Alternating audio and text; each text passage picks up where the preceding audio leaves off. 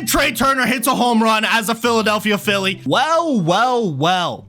Guys have seen the news. If you haven't, you just saw it pop up on the screen. And Trea Turner's a Philly. So I thought, what better than to put him on the updated 2023 Phillies team? I don't know if this is exactly going to be the Phillies team, but you know what? It's the best cards that they have currently, and we're just going to rock with it anyways. Few things. Looking at our lineup, I'm leading off Schwarby because they lead off Schwarby, but now that they have Trea Turner, would they lead off Trea Turner? Don't they usually want Bryce Harper hitting third? So you wouldn't want to go, or does Bryce Harper hit fourth? I don't know where Bryce Harper hit. I forgot. We're going to lead off Schwarby anyway, so that's what we're going to do. But what do you think the Phillies are going to do? Listen, I'm going to say I called it, but did I really call it? I mean, yes, yesterday in my video, I said, oh, Schwarby goes yard. Beautiful start. Beautiful start. Like I said, I didn't expect him to be a Padres, so it just makes sense. But that's not the only deal that happened today.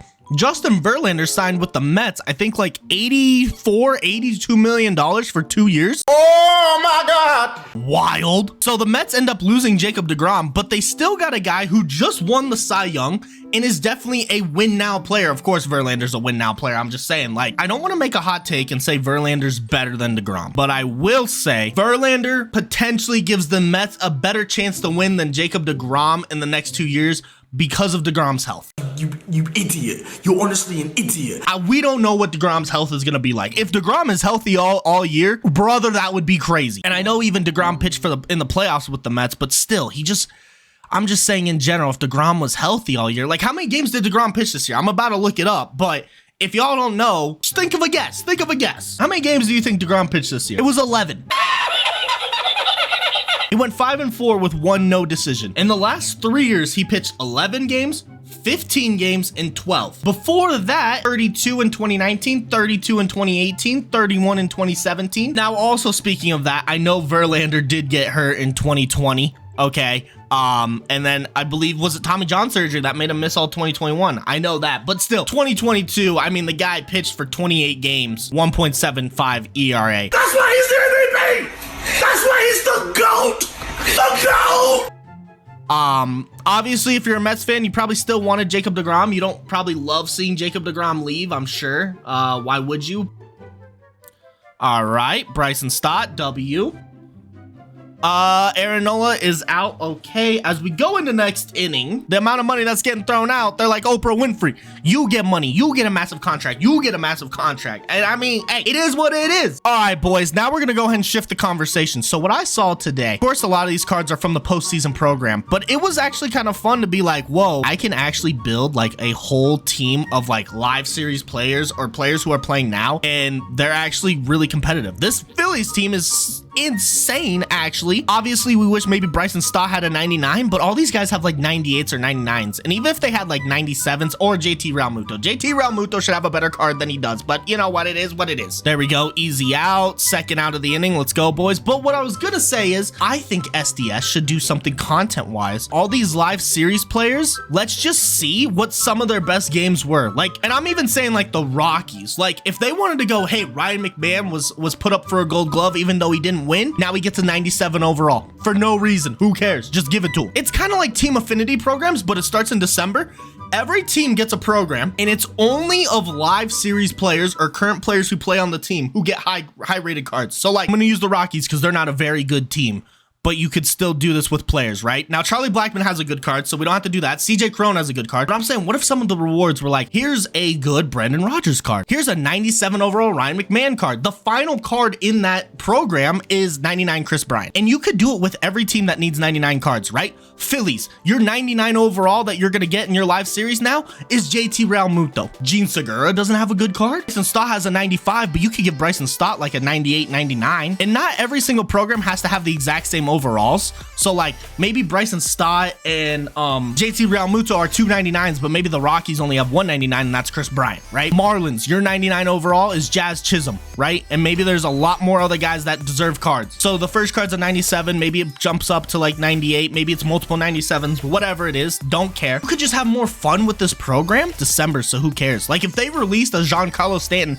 and said, listen, we know this doesn't make sense, but now Stanton has 65 speed on the Yankees. Yeah, that doesn't make sense at all. But honestly, I love it because now I can use Stanton in the outfield, right? Even though he already has a 99 overall card, just give him another card, right? Every single person who's a fan of their team could name 5 guys who could use better cards. You could. I don't know how many weeks we have until the game comes out, but let's say you've just got December, January, February, March. That's 4 months, right? December, January, February, March. Yes, that's 4. Quick math. Quick math. You could do a division each week. So it's the NL West. Monday, the Diamondbacks. Tuesday is the Rockies. Wednesday is the Giants. Thursday is the Padres. Friday is the Los Angeles Dodgers. All right. The NL West are done. Then next week you go over to the AL West, and you're like the A's, the Astros, the Mariners, right? And it's just every single the Rangers, and who's the 5th team? AL West and the Angels. Boom. You could get it done in 6 weeks, and every team now would get 5 new cards. It would be great content every single day for the next 6 weeks. You can't tell me that's not amazing. If they did 6 weeks of current players and then the next 6 weeks they did legends. Imagine. I'm just saying, boys, you're telling me that wouldn't sound like fire content. And then you would have content for the next 12 weeks if you did current players and then legends, right? And then after that, so then 12 weeks, that puts us at what, 3 months? So then that would put us into February, and then you could be like, listen, month of March, the problem is we're just worried really about the new content. So now's the forever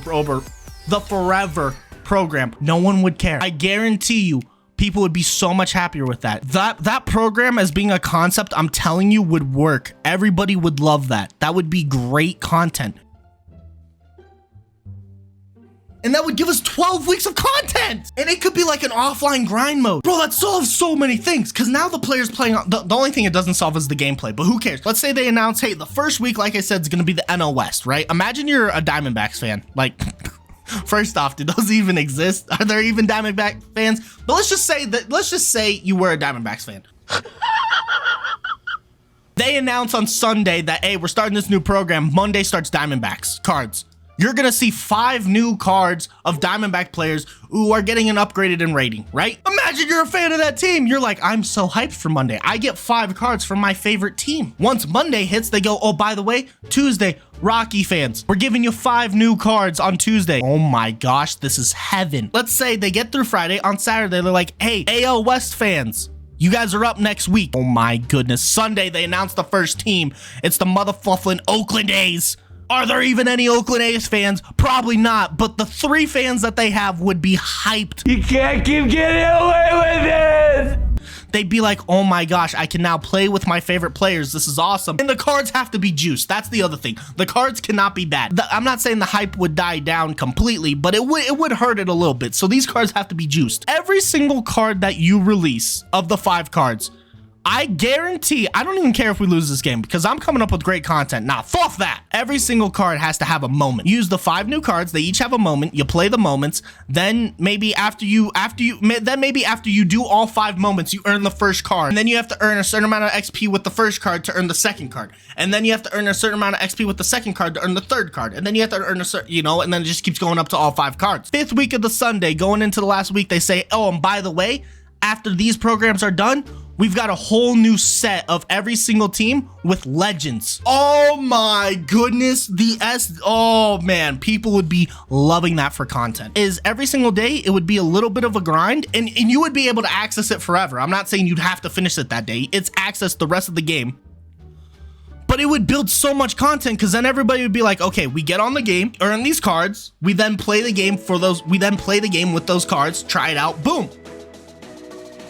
And Trea Turner hits a home run as a Philadelphia Philly. You're going to see a lot of that next year. I guarantee it. Okay, maybe not Trea Turner home runs, but a lot of big plays from Trea Turner. All right, we're past that. But I potentially might come out with a video of like 5 new content ideas that SDS could improve or something like that. I might try that. As we're coming up on the end of this video, I just want to say every single one of you guys are awesome. The support on the videos have been unreal recently.